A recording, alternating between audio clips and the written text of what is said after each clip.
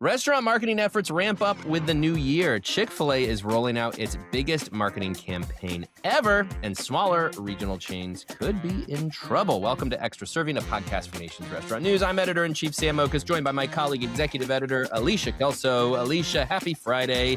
How was the week for you?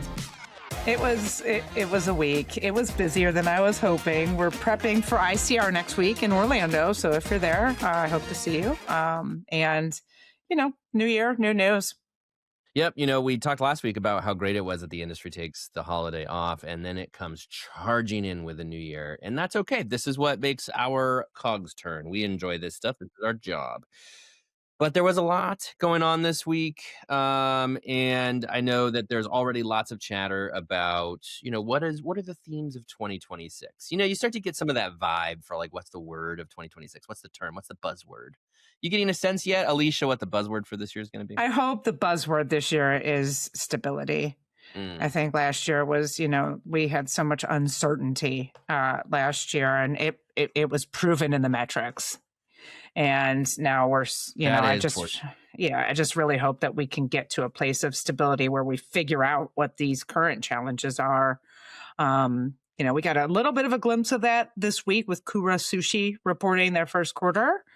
And they raised their prices 3.5% in November and saw traffic lift after that. So the consumer looks like it might be improving. So maybe there's stability. I'm certainly not going to bank that on one small brand, but I like hearing it.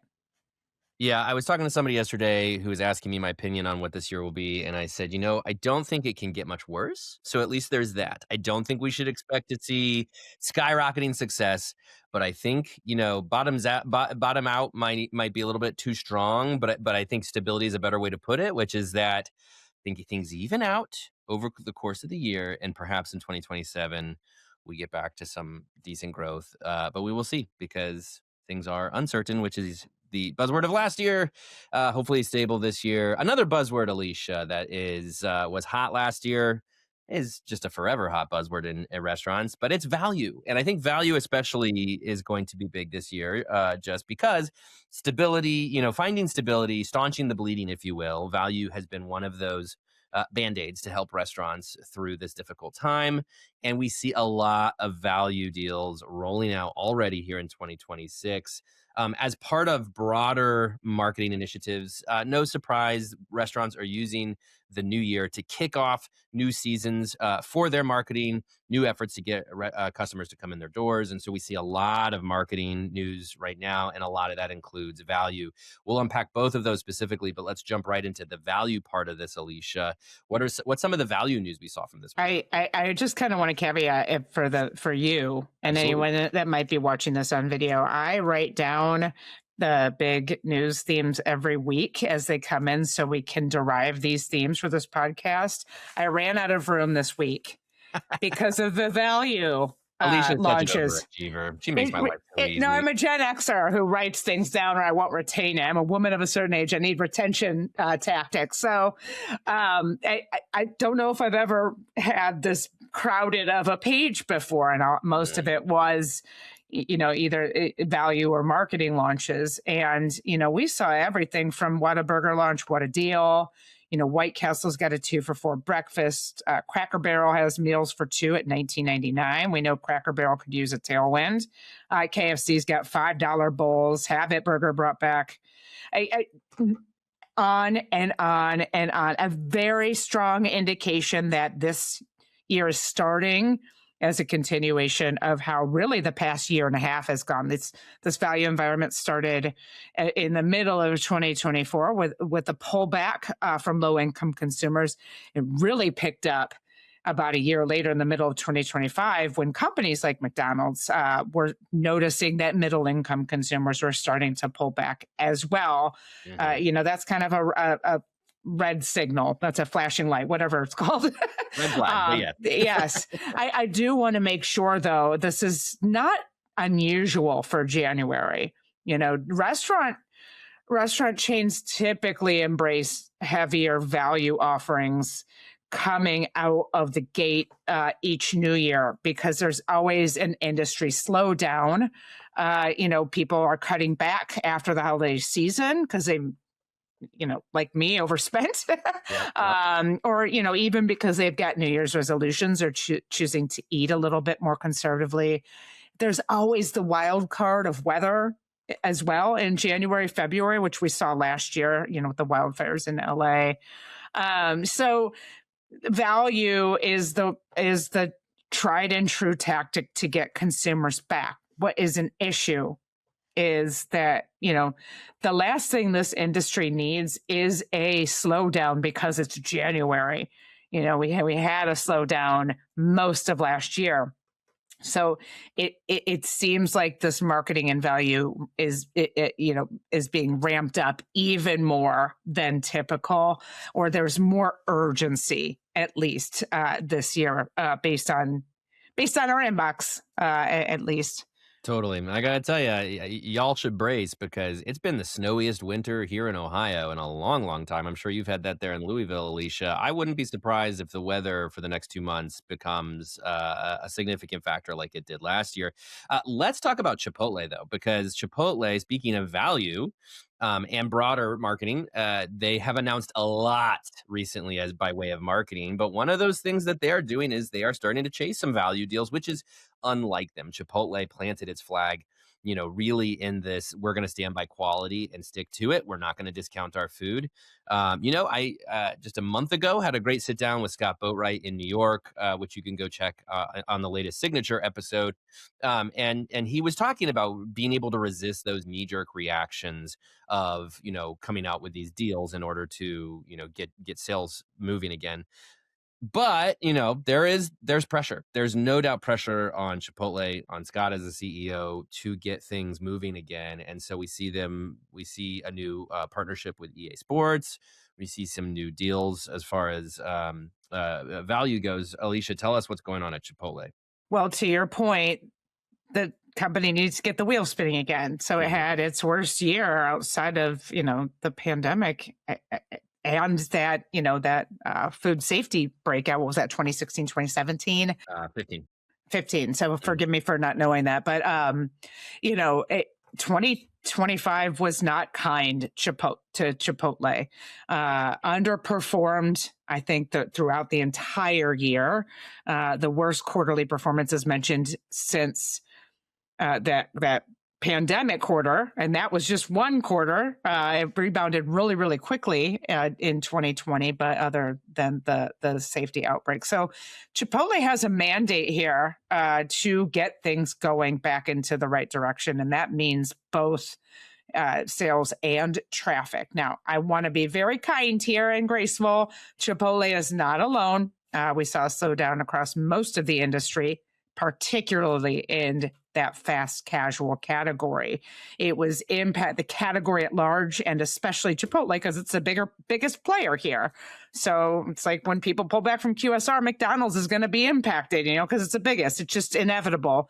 But Chipotle over indexes on younger consumers, especially Gen Z, and Mhm. over indexes, within that sort of middle income crowd, lower income crowd. So these are the impacts. It has opened up its marketing wallet, to your point, aggressively, really in the third quarter and into the fourth. It was a 90 basis point increase in marketing spend in that third quarter.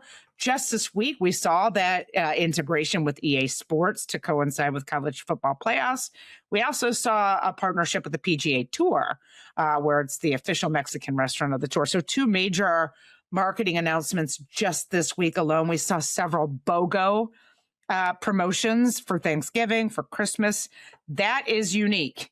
Chipotle, to your point, and as Boatwright said, does not jump into that value discussion. It has a big risk with it for a brand like Chipotle of eroding that quality perception. It does not need to be in the same conversation as its QSR peers because it differentiates itself as a perceived higher quality brand. So there's a risk here, but again, Chipotle needs to get back to the black.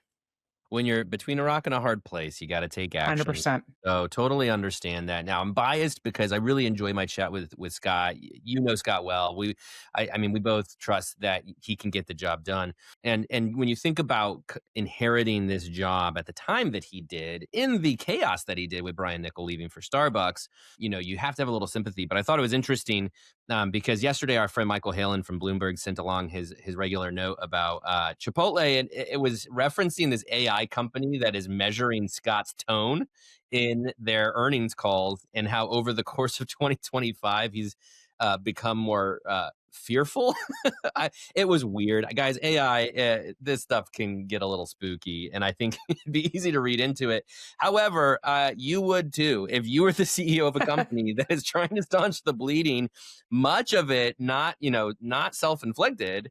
I think you would be a little stressed about that too. So we see some of that going on. But Alicia, I made this reference in the write-up I did in our December issue about Scott. Is that I said Scott becoming CEO was a little bit like the offensive coordinator at your favorite Big Ten team becoming coach when the previous coach left for another team.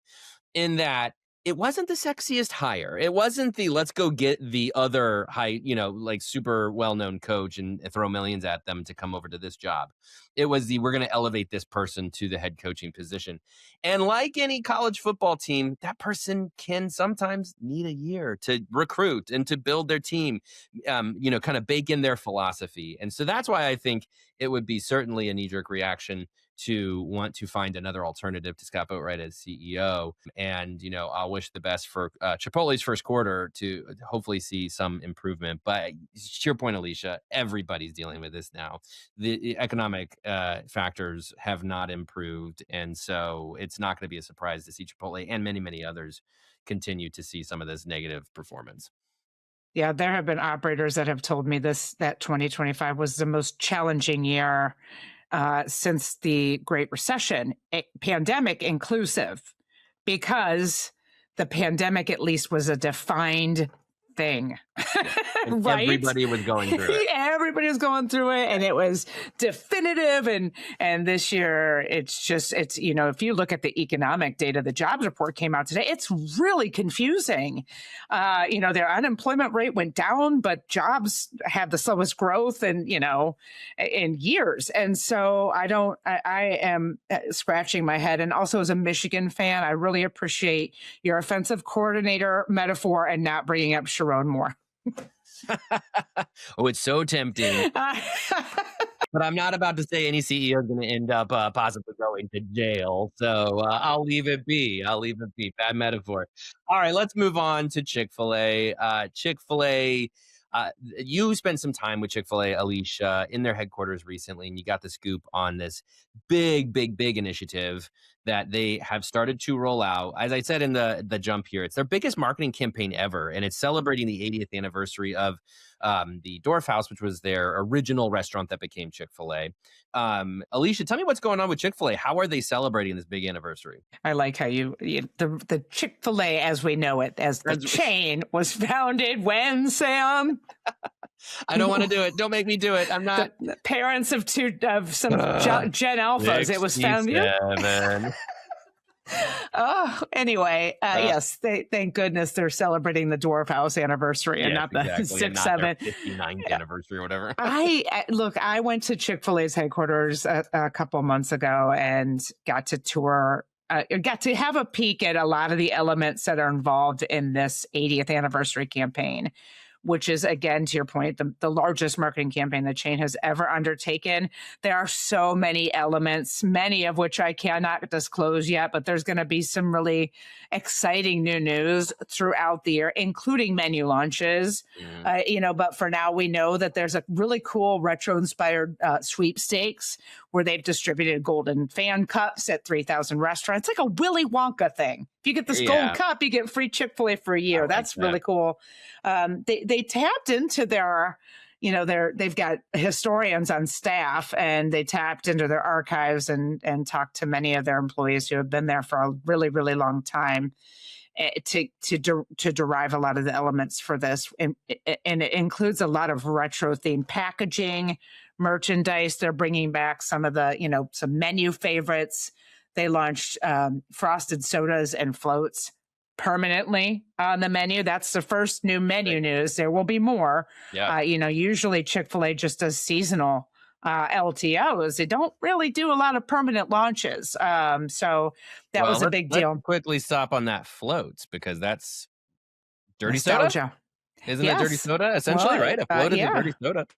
Yep, and, those frosted sodas, same thing. All of it has their dessert hand spun ice cream in it. So, some cool stuff out the gate. They're also bringing, back their cow calendar, which was discontinued in 2018 after 20 years.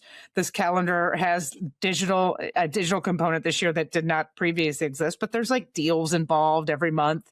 So there's an interactive, experiential type thing. They're bringing back Cow Appreciation Day. We can dress up as a cow and Yeah. go. Who doesn't wanna Who do that? doesn't want to do that? I'm sure I've got a cow outfit around here somewhere. I'm sure of Yeah, it. you would. So lots of really cool things. Sam, if I can though, the most interesting piece to me while I was having these conversations with several folks at headquarters, and after that with Kalila Cooper, who is their vice president, they're doubling down on what they call second mile service. Second mile service, as it pertains to Chick-fil-A, is a philosophy that the chain adheres to, where they basically train their owner operators and their employees to go the extra mile, no questions asked, for every single customer. This is a case study. Universities use Chick-fil-A's playbook to teach hospitality. There's a reason that Chick-fil-A has the highest customer satisfaction ratings 11 years running. And it all goes back to the second mile service philosophy. And they are doubling down on that this year. And by doing so, offering more resources and more communication, more ideas for those owner operators, things like bingo night, spirit nights at local restaurants. In my local market, they brought in a shoe artist right before the return back to school, so kids could bring in their shoes and you know design their shoes, their sneakers, I think is the word that the kids use, sneakers, before back Always to really good. school. But it's also like things beyond that, like sampling at the drive-through. So Chick-fil-A obviously has a lot of sauce opportunities. You want to try those sauces? They want to have like sauce sommeliers. That sounds awesome. That does sound awesome. I mean, you would show up just for their ranch. Yes, And I don't then need it from a sommelier either. and they're also adding new play spaces. They have several different play space designs based on restaurant builds, restaurant prototypes, and I got to see some of these prototypes and renderings, and really, really cool, interesting. As much of the industry, especially McDonald's, has moved away from spaces after COVID for obvious reasons. They want to be in like it's kind of what Starbucks is doing. They want to be a third place, facilitate that connection between friends and family, and be a community, outlet, a place for people to go and have experiences. And they're well suited for this because of their owner operator model. I mean, you Yeah. know, And the model always maintains that that owner operator is in the community where they're operating. And I think the maximum is 3 stores that they can have, right? mhm. It basically guarantees that that person is going to be there, present to employees, present to customers. Alicia, 2 things I wanna flag about this. The first is we shared our, resolutions last week's episode, for the industry, and one of them was, improving the hospitality experience through culture, and the prime example of how to do that is Chick-fil-A. I mean, I can't tell you how many times in my career, I'm sure you've had this too, Alicia, people say, "How does Chick-fil-A do it? How do they do that?" Well, just look at the culture that they have put into place throughout the system. They take care of their employees. People love to work there. And then they activate those employees through that second mile service. So if the employees are happy about working there, they're excited about their future at Chick-fil-A, which Chick-fil-A has given them ample reason to be excited about, then they're going to go the extra mile for the customer because that is an expectation of them, but it's also kind of just out of the goodness of who they are and the experience that they have. You can't really flip a switch and make this happen. You have to start embedding this into the DNA of your company as early as you can, certainly. But if you're well on into your brand history and you can't just, start doing that, I mean, at least look for those ways that you can take care of your employees.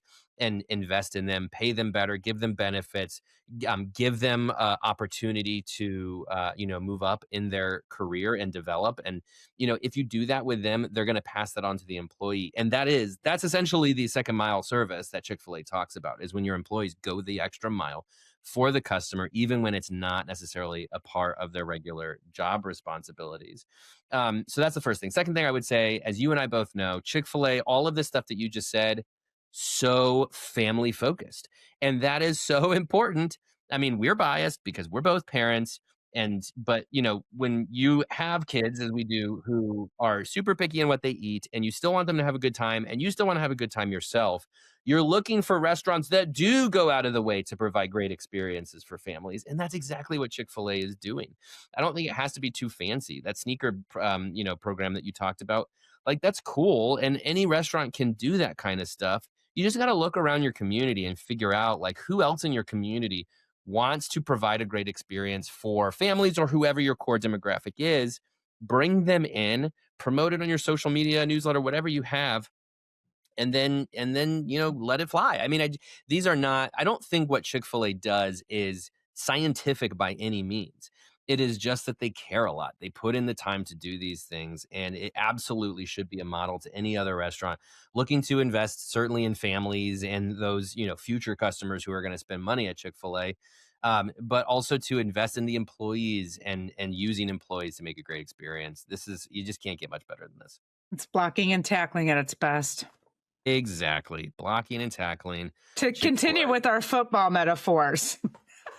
Yeah, that's right. Well, and we're mourning now that football's basically over. Last night was a good game, so Indeed, indeed, it was. Okay, we're going to do something we haven't done for a few weeks. We are going to enjoy an extra serving, the extra serving portion of the episode, in which we bring in one of our colleagues to talk about what is going on in the restaurant industry. And this week we have a very special guest for you coming in to talk about smaller regional chains and what's going on there. Is our very own managing editor, Leanne Zinsmeister. Leanne, welcome to Extra Serving.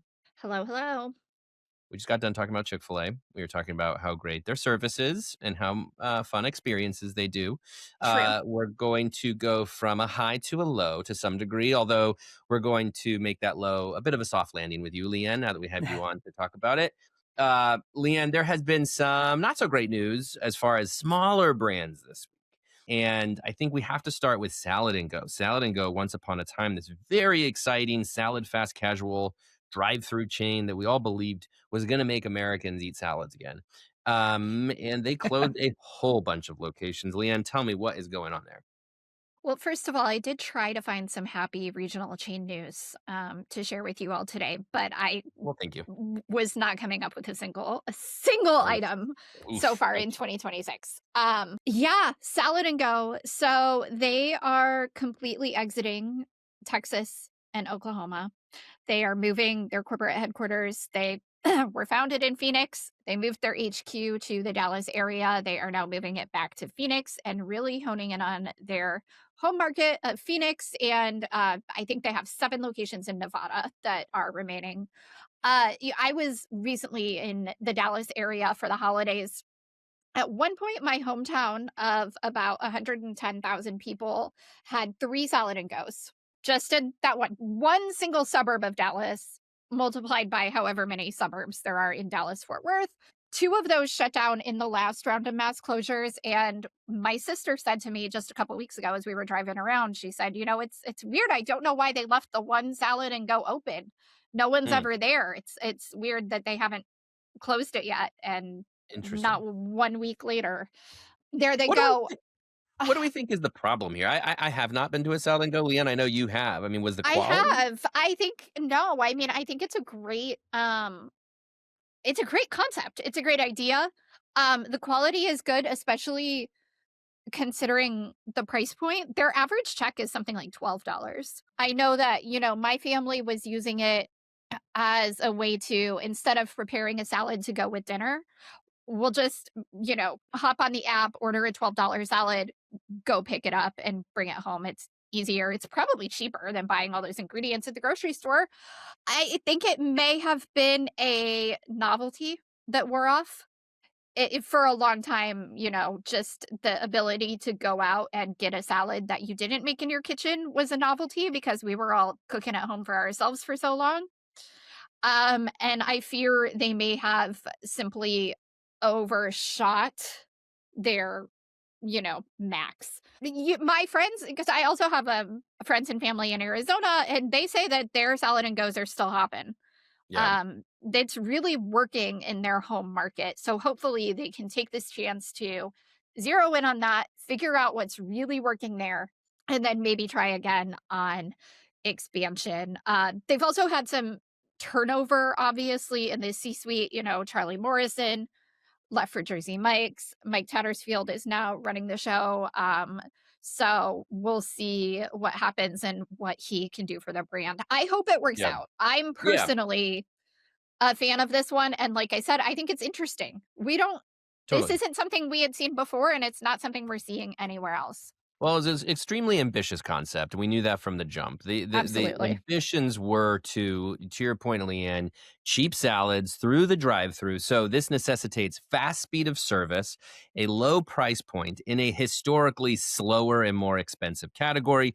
They had a very ambitious supply chain plan where they were going to do their own kind of local supply and ensure that every location had access. It was a vertically integrated supply chain, so they're going to make sure every location had access to their own supply, and it was going to be locally sourced, et cetera, et cetera.